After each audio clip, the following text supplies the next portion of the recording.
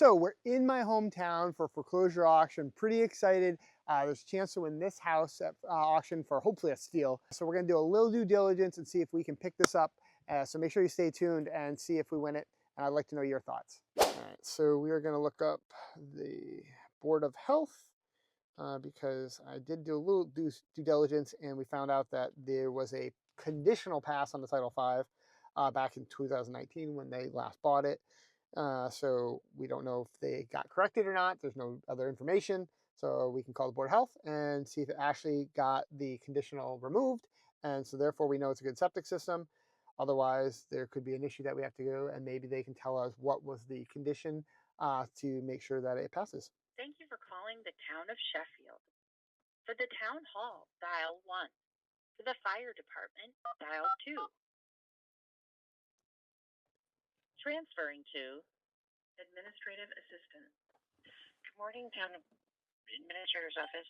Hi, I'm calling to see about a conditional pass if it ever got corrected on a property. A what pass? There was a Title V conditional pass on a property that's going up for foreclosure auction. What's the address? Sure. Road. And your name, sir? Matthew Tortoriello. Okay, I will pass this along and have someone get back to you. Thank you kindly. So sometimes you can actually get someone on the phone. They can pull up the records digitally. Some of these smaller towns, they might have to go into paper files, which I'm guessing that might be what's going on. So she's going to have to get back to me. And unfortunately, some of these smaller towns, they're not staffed regularly, or they don't have normal business hours. It might be only Tuesdays or Thursdays. So there's a chance that we won't actually get this call back before the auction. So we're going to have to basically figure out and add a value for that, kind of anomaly of if the condition that got passed. And so I'll probably associate maybe $5,000 to get it fixed. Might be nothing, might be something, but I doubt it's going to be that much more. So that's kind of what I'm going to do right now as part of my due diligence, is kind of have that as a fudge factor to when I adjust my bidding strategy. One thing we did notice is it has a radon mitigation system. So what that is typically when you're selling a house, the homeowner will hire a company to do what's called a radon test. Now, radon is a radioactive gas that's all across the United States.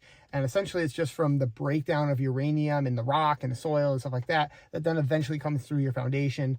And if it builds up, it can be a health risk.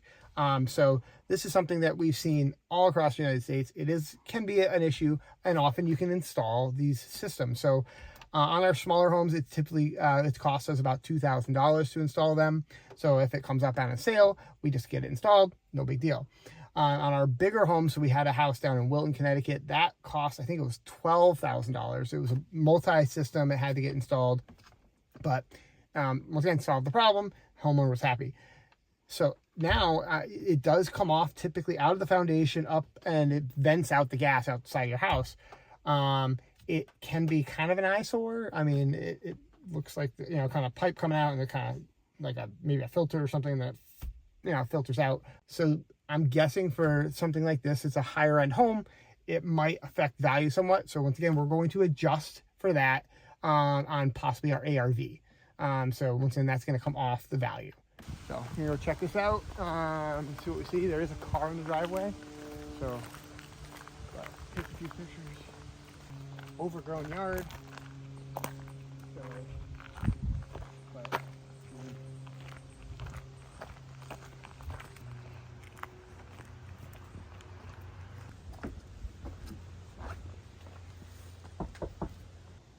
hello? Hello? The power's on.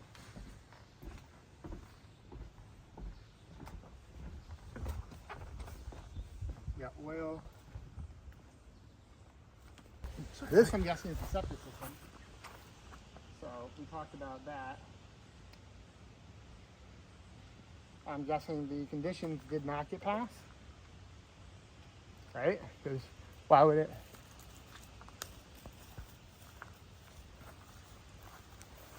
Yeah. Here's the cover. Siding looks fine. Windows are in good shape. No signs of cracks in the foundation.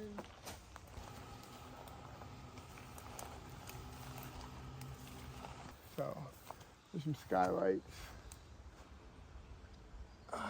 The roof on the garage not so nice, but fixable. Higher efficient heating system.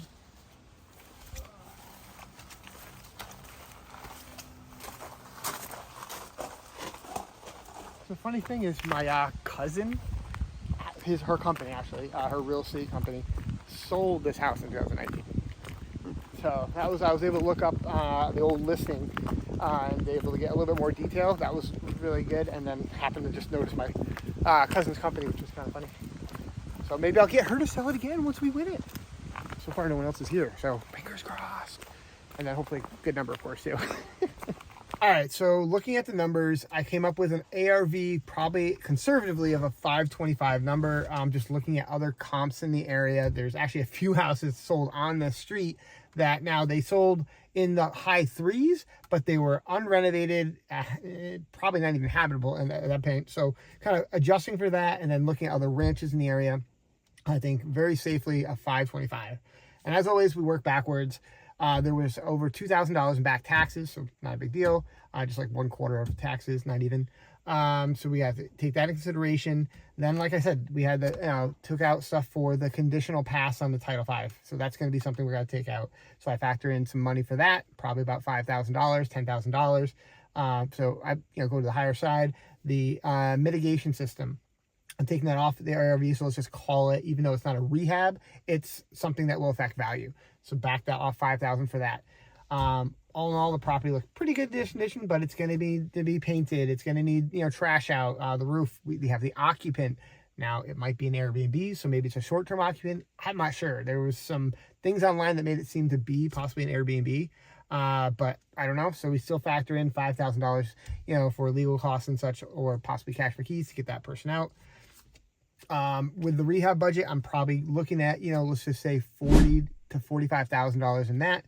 So all said, I'm thinking the max value that I'm willing to, bid up to here today is about $350.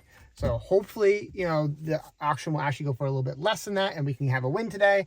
But all in all, I'm seeing time and time again, most of these go back to the bank and, we don't get them, but you never know. Today might be our day.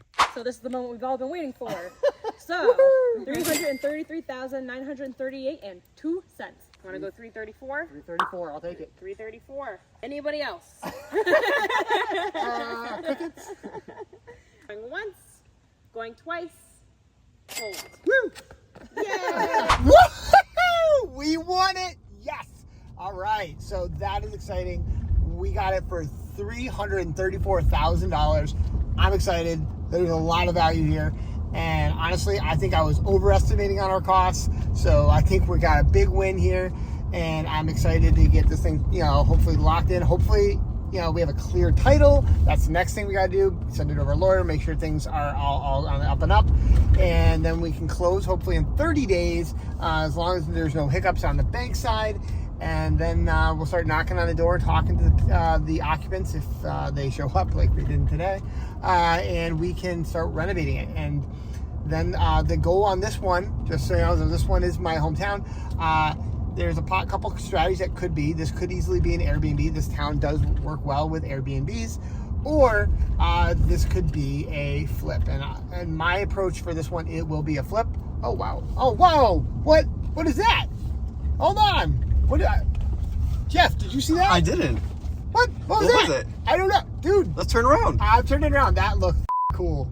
All right, we're going around. Look at that. All right, let's just jump out real quick. That's so much fun.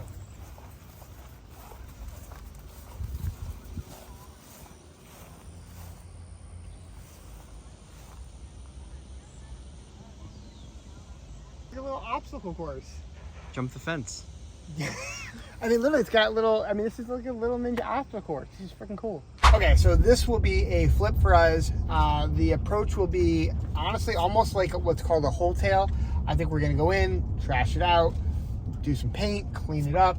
And for the most part, I don't think we need to do a full remodel. We're going to leave the kitchen. It has granite. The cabinets are dated-ish. They're in the 90s. We're gonna, just do the basics, get it operational, make sure the heating system, all things, elements are functional, clean the roof, power wash, what we have to do, fix the conditional on the Title V. That will be the biggest thing that we're gonna probably have to do.